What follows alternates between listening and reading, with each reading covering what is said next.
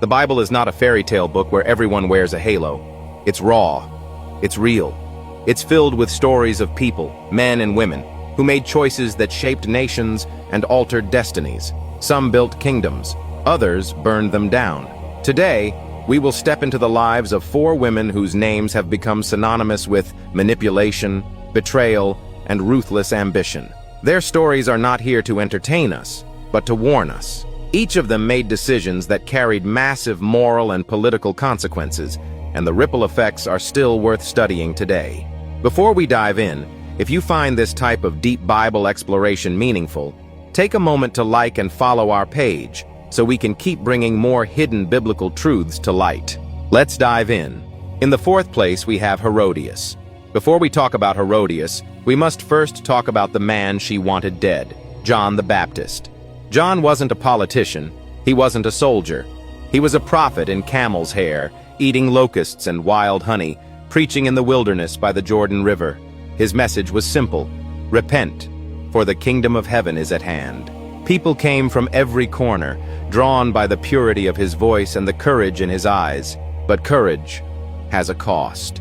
Herod Antipas, the ruler of Galilee, had divorced his wife to marry Herodias, who had been married to his own brother Philip. It was scandalous, illegal under Jewish law, and John was not the kind of man to stay silent. He called it what it was: sin.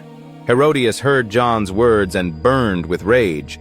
Public shame is a bitter pill, and she wanted revenge. Herod respected John in his own twisted way, but the political pressure was mounting. And so, John was thrown into prison, his voice echoing through stone walls, still unbroken. Then came the banquet: music, laughter, wine flowing like water. Herodias' daughter stepped into the room and danced, a dance so captivating that Herod, drunk on both wine and pride, made a foolish promise. "Ask me for anything, and I'll give it to you, even up to half my kingdom." The girl didn't think twice. She ran to her mother. Herodias didn't hesitate. "Ask for the head of John the Baptist." A hush fell over the hall when the request was made. Herod didn't want this. But pride is a cruel master, and a man's oath before his guests was a noose around his own neck. The order was given. The prophet's voice was silenced. And history remembers Herodias not for her beauty or her wealth, but for the day she demanded the head of a righteous man on a platter. In the 3rd place, we have Delilah. Samson was a living legend, Israel's judge, God's chosen warrior, with strength that defied human limits. The Philistines feared him. They had tried to kill him, but every attempt ended in humiliation. And then they found Delilah. We don't know much about her background. We do know she lived in the valley of Sorek, and that the Philistine rulers saw in her what they couldn't find in 1,000 soldiers: an opening. They came with silver. They came with a mission: find out the secret of his strength. Delilah played the part well. Soft words, gentle questions. 3 times Samson lied to her, and 3 times the Philistines failed. But persistence is the twin sister of destruction. She pressed him daily, wearing him down, until finally he spoke the truth. "My strength is in my hair, for I am under a Nazirite vow to God." That night, as Samson slept with his head in her lap, she called for a man to shave off the 7 locks. The power of God departed from him, and when the Philistines rushed in, Samson could do nothing. They gouged out his eyes and chained him in bronze shackles. Delilah's story is a reminder that betrayal doesn't always come from an enemy's sword. Sometimes it comes from a trusted voice whispering in the dark. In the 2nd place, we have Athaliah. Athaliah was the daughter of King Ahab and Queen Jezebel, and like her parents, she had ambition carved deep into her bones. When her son, King Ahaziah of Judah, was killed, she saw the throne within reach, and she would not let bloodline, morality, or even the covenant of God stand in her way. In a move that shocked the kingdom, Athaliah ordered the execution of every royal heir, her own grandchildren included, to secure her power. But she didn't know that one baby boy, Joash, had been hidden away by his aunt and the high priest Jehoiada. For 6 long years Athaliah ruled, unaware that the rightful heir was being raised in secret inside the temple.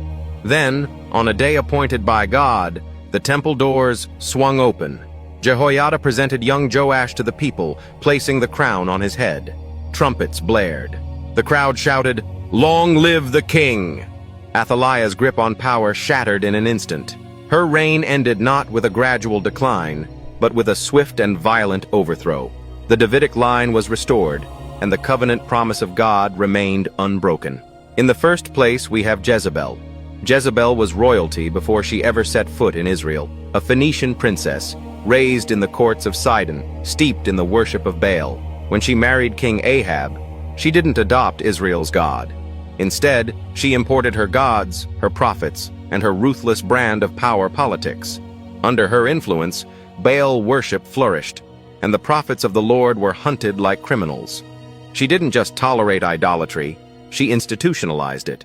One day, Ahab came home sulking. Naboth, a humble vineyard owner, had refused to sell his land because it was his family's inheritance from God. Ahab pouted, but Jezebel smiled coldly. "You are the king. I'll get you the vineyard." She forged letters in Ahab's name, accused Naboth of cursing God and the king, and had him executed. The land was seized, but the blood cried out to heaven. The prophet Elijah confronted Ahab with a sentence from God. The dogs would one day lick his blood, and Jezebel's own body would be eaten by dogs. Years later, the prophecy came true in gruesome detail. Jezebel's power ended the same way she lived, defiant, unrepentant, and consumed by the judgment of God. 4 women, 4 legacies, each with a name that history remembers for the wrong reasons. They remind us that influence is not inherently good or bad, it's what we do with it that counts. Which of these women's stories strikes you the most? Drop your thoughts in the comments, and tell us which other biblical accounts you want us to explore next. Thank you for watching. God bless you. Amen.